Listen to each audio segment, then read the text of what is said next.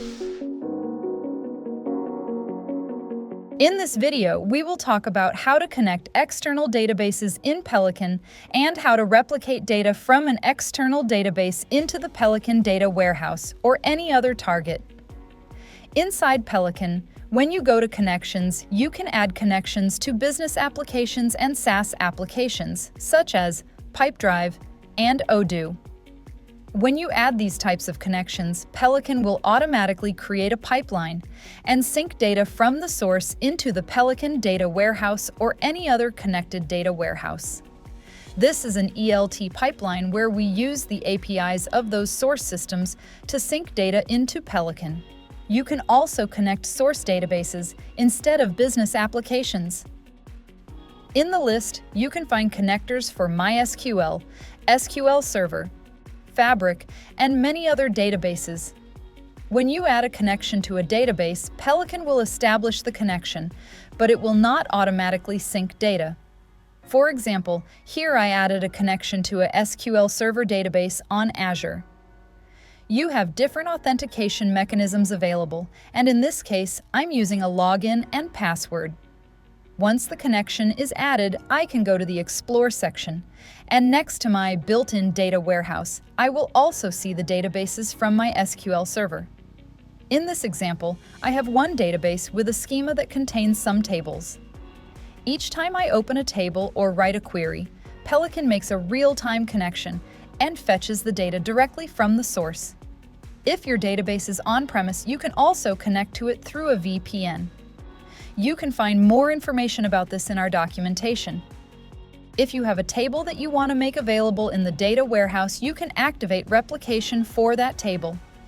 You can select Replicate Table. Choose a target schema in the data warehouse, for example, replicated data, which is a schema I created, and optionally change the target table name. You can also configure the run interval, for example, every 24 hours, and choose whether it runs every day or excludes certain days. Once configured, Peliqan will automatically fetch the data from the source table and replicate it into the data warehouse. You can also enable incremental replication if the table contains a timestamp field that tracks the last update for each record. By configuring this, the replication will be faster because it runs incrementally.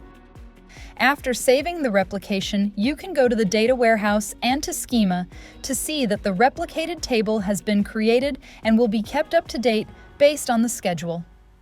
You can identify it as a physical table by the icon, meaning it's not a query or a view like the others shown here. In a similar way, you can also use replication on your own queries. For example, this query exists only in Peliqan and it is ephemeral, which means it is executed every time you reference it in a script, open the grid view, or use it in another query. So it's ephemeral, it is not an actual view or table in the data warehouse. However, if you go to the settings of an SQL query, you can choose to create it as a view. Once activated, the query will be created as a view in the data warehouse and will be visible to any BI tool connected to it, such as Microsoft Power BI. Additionally, you can also replicate this query. By enabling replication, the query will run on the configured interval and will be materialized as a physical table in the data warehouse. You can set the target schema, change the table name if needed, define the interval, and save it. The query will then execute according to the schedule and appear automatically in the data warehouse. Now this table contains the same results as the original query. And that's how you can connect databases and replicate data in Peliqan. Thank you.